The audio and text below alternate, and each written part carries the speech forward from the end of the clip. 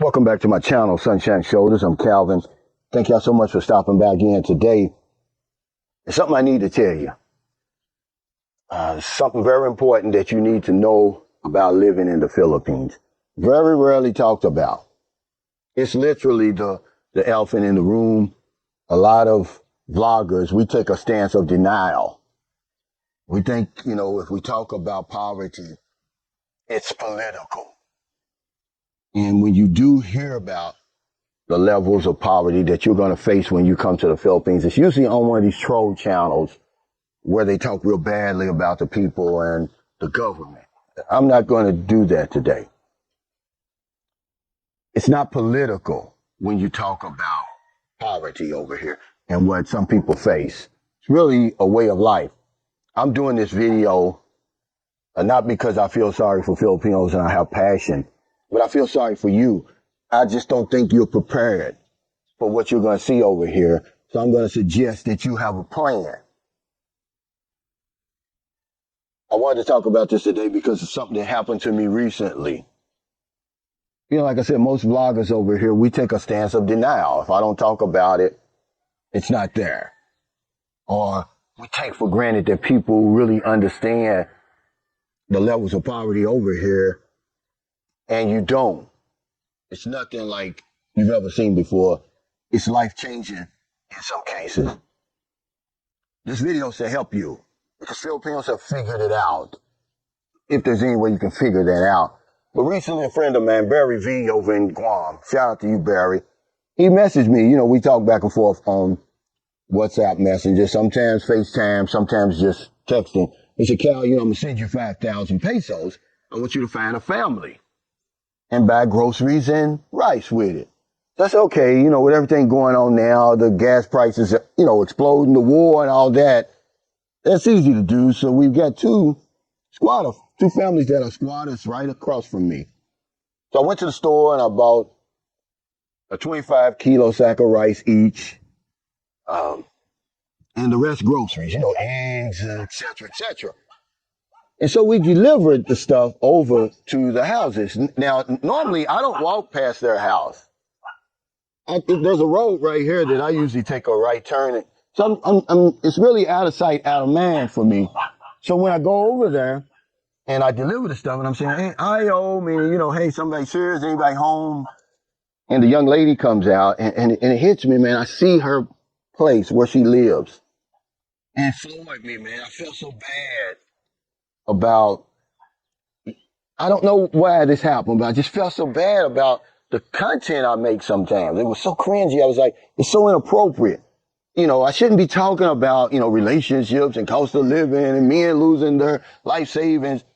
At least you have a life savings to lose. And I thought to myself, this is 2026. It really broke me down. It's this young lady's living here. She's got 2 sons. No running water, no plumbing, no electricity. And it just, I don't know what it did to me. But when I left there, instead of feeling happy that we were able to help some family, be that bridge, man, I was depressed, man. I was depressed to the point where, I'm thinking about just changing the whole, my whole channel and what I'm talking about, should be more about promoting the Philippines and everything. And that's what made me make this video today. I said, guys really don't know because, guys, I've been over here a long time. I've probably seen more than what any foreigner or visitor should see. And I thought, well, I'm immune to it. I'm used to it. You don't get used to this stuff, man, but I'm going to waste any more of your time. I'm going to tell you, here's the 3 ways I see people, really 4, how they address this poverty over here that's waiting for them. This soul-crushing poverty that you're going to see when you come over here. Remain in denial. You take for granted, oh, yeah, I've heard about it, but you've never really seen it. So, you say, well, it's not that bad. I don't hear the vloggers talking about it. Nobody's exploiting it other than, like I said, these troll channels. So in your mind, remember, it's out of sight, out of mind. I promise you, if I ask 1,000 of you, does that ever cross your mind when it comes to preparing to relocate to the Philippines, 1,000 of you would say no. Cost of living, you think about the wonderful people, relationships. You understand the beautiful beaches, the warm weather, but you never think about the poverty. So denial is one, but I'm going to tell you, don't remain in denial. This is the second worst thing you can do, because when you're finally confronted with it, man, it's gonna knock you down. But that's one way. The second way is to avoid it, to ignore it. You know it's here, but you don't want to see it. So you live in the ivory tower. You live in the bubble city, the gated community, and you look at it from a distance, but you don't see it up close. Because you know in your heart of hearts you can't handle it. And you know that it's not my responsibility. And no matter how much I help, it's not going to be enough. It's not going to fix anything. This is probably the smart thing to do, even though, in my opinion, it's not the right thing to do. It's the smart thing to do if you want to keep your sanity. Okay? I'm not being OA, as they call it over here. Okay? I'm telling you facts. Anybody that lives here can tell you, what you're going to see is just going to be earth-shattering, man. It's life-changing. But that's another way you can handle it. The third way, the way I handle it, is I live among the locals. I chose to do that from the minute I came here, but not to see the poverty, but just to really get a feel of what living in the Philippines is about. But when you do that, when you make that decision to do that, every time I step out my front door, literally out my front door, you see the suffering. You're faced with the struggle. So you do what only a compassionate human being would do. You start helping. And that's what keeps me sane. But man, I'm going to tell you, I lost a lot of sleep. I would say this is the worst thing to do as a foreigner. To just come here and jump right into the mix of this. Don't do that, guys. As many people as I help, as much as I've seen, man, it's changed me for the good and the bad. I'm very grateful that the wheel of life let me off in Louisville, Kentucky, a son to George and Nancy Roach. But at the same time, man, I lose a lot of sleep, man. Sometimes I feel guilty. Sometimes I'm depressed. It's like it's 2026 or whatever it is. I just can't grasp how people would still be forced to live like this. I can't even describe it. I would never show it to you. I would never explore it. But I do think that we need to talk about it more to prepare you for what's over here. Most of you guys, you're going to stay in IT Park, or BGC, or Makati, or one of those places. You're only going to see it when you're driving around, or you're in a taxi or something like that. You're seeing it from a distance. You're not seeing it up close. Because I'm wondering to myself, does the woman even have enough money for feminine products? And toilet paper, soap, and all that stuff. See, when you live around it, man, all this stuff goes into your mind, man, and it can drive you crazy. Were I just over here living my best life and people close around me were struggling, I'd probably be crazy by now. See, this is the reason why a lot of people can't live in the Philippines. They can't handle what they're seeing over here. The guilt gets to them. The depression and all of that, man, it just gets to them. But I just want to say this before I forget. This is another reason why it's more expensive living in the Philippines as an expat than it is Vietnam, than it is Thailand and some of these other places. Because the poverty is right there in your face. It's on just a grand scale. You can't escape it. So your responsibility is going to be so much greater. You understand? Not only in your household, but you're going to have a budget for helping folks. But that's what I do. But I wouldn't suggest you do that. And then the last one is somewhere in between ignoring it and avoiding it and helping, which I would say, volunteering, becoming a part of one of these groups that come together and, help the people. There's a group here called the Gentlemen's Club. It's a group of foreigners, and then they have some Filipinos with them. And, they buy school supplies, maybe uniforms and different things like that.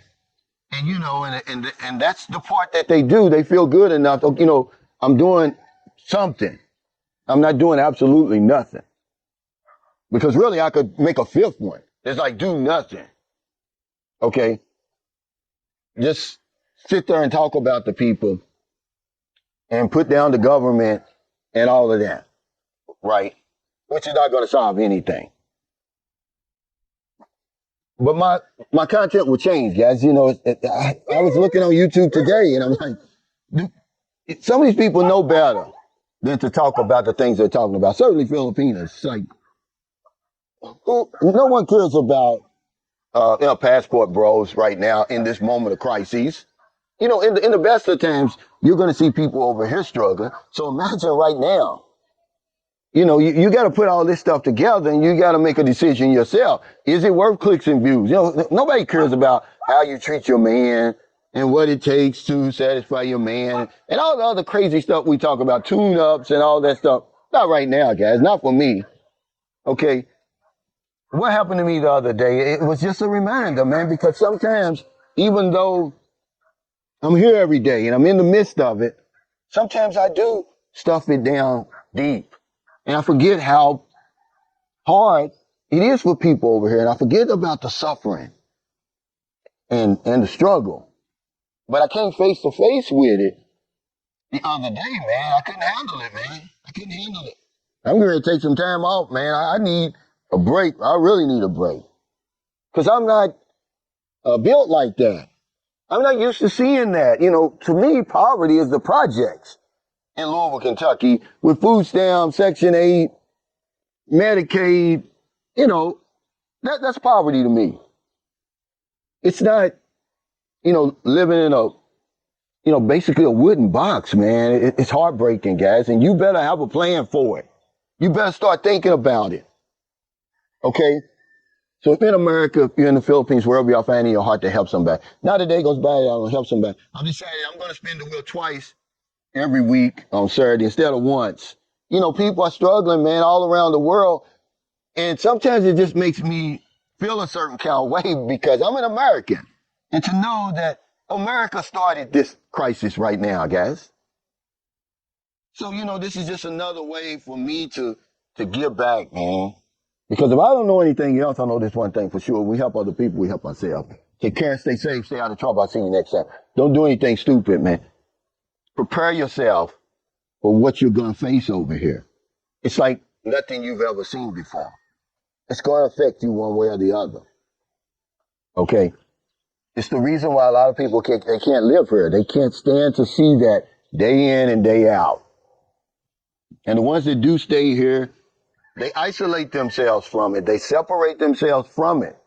They live in IT Park, BGC, McCarty, way out in the province somewhere. They look at it from a distance because that's the only way they can deal with it.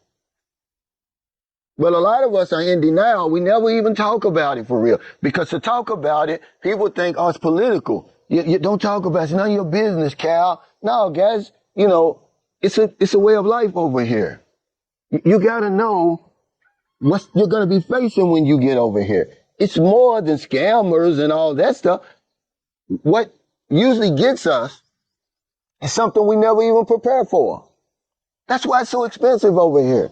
That's why your budget is going to be so much higher than what it would be in Thailand. I'm not saying that poverty's not in Thailand or Vietnam and these places like that, but not like it is over here, guys. One thing I like about Filipinos, and I'll say this and get off here, is they're authentic.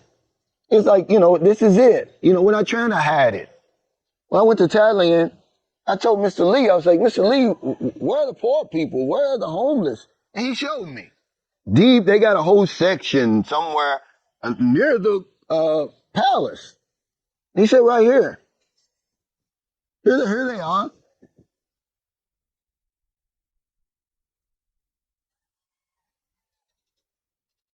Boots on the ground. Don't do nothing stupid. Give that man his flowers. A tribute through music. If I don't know nothing, I know one thing. When we help others,